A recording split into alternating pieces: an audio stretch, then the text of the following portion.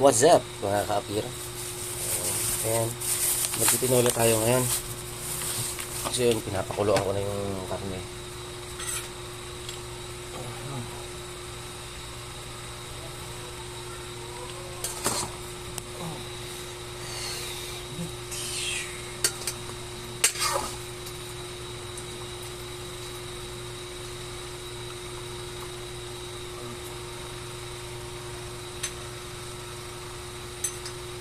Tanggalin na natin yung mga excess na dumi ng karne. Tapos prepare natin itong mga to. Ayan. Hindi siya yung basang tinola na lutong tinola sa bukid yung gagawin natin.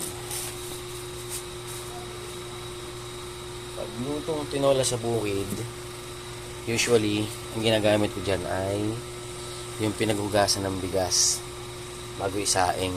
Yun yung ginagamit ko sa kanya para mas malasa yung sabaw. Dyan lang natin kasi napakuluan ko eh. Gusto ko well done yung karne. Gusto kasi muna natin itong mga ingredients daw, sabi ingredients. Gusto kasi muna natin yan.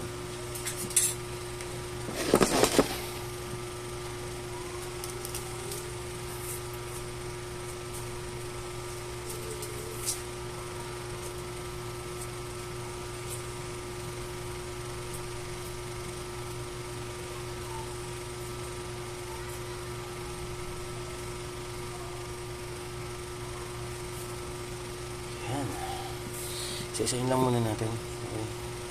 So, abangan nyo yung tinola mamaya. Bablog natin. At magmumukbang ako ulit. Happy morning.